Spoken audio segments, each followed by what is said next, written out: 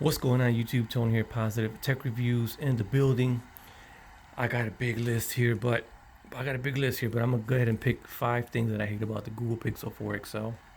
Try to minimize the list here. The list is kind of long this year, but we're gonna go ahead and shorten it up. So the number one thing that I hate about the Google Pixel 4 XL is going to be the price that it was launched at, compared to a lot of other phones that are priced at that same price range. Offer way more than what this phone offers this year for that price. So that's where I'm at with the price. Now Google has since then did a little discount thing on here where now you can actually pick it up for $200 off. I don't know how long this is gonna last, but check that out. It's $200 off for both devices, for the Pixel 4 and the Pixel 4 XL for $699, Pixel 4 for $599. I think they should have did that from the get-go, man. I think these are the prices that they should have done from the get-go. These are the unlocked versions, and we're gonna scratch that one off the list, which is the price. Number one thing that I hate.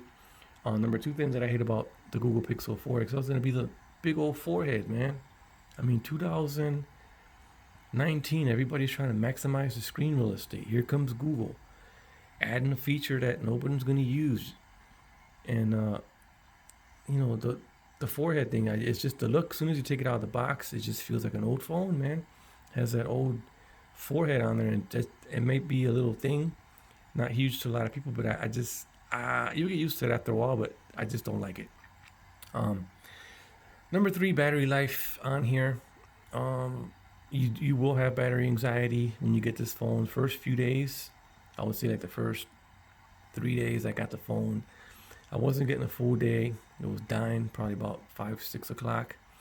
Then it has improved after that. It does have adaptive battery, so it does figure out the way you use your phone, and then it'll adjust itself and turn apps on and off and stuff like that. And then you will get better battery life.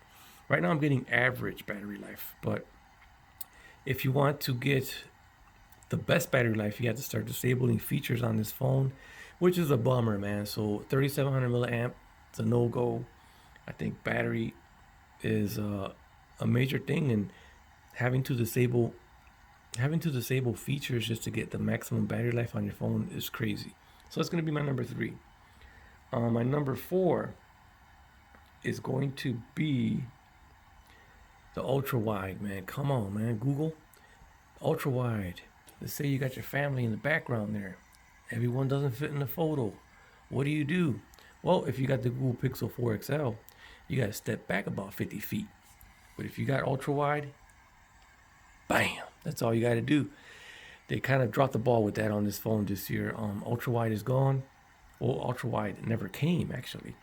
So instead they gave us a telephoto lens, which is real good, but I rather had the ultra wide on here, like on the Note 10, which I'm using to record this video. So that's going to be number four. Number five is going to be no fingerprint reader on here. Y'all may not think it's a big deal until you start using your banking apps and you realize that the face unlock doesn't work, and you have to enter manually your information every time you got to use your banking app, and that's horrible. So I wish they would have at least included fingerprint reader front on the screen or on the back, or just updated the apps so that the Face ID would work. I mean, it's a month later. I had this phone for about a month, a little over a month, and I still have to enter all my credentials manually, which sucks. So yeah, that's where I'm at with the phone. 5 things I hate. I mean, I got a longer list. You guys can kind of see there, but I'm just gonna go with that on this video. I think I mentioned 5. If I didn't, I apologize, but yeah, stay tuned for my next video where I let you guys know the 5 things I love about the Pixel 4 XL. And we're out. Peace.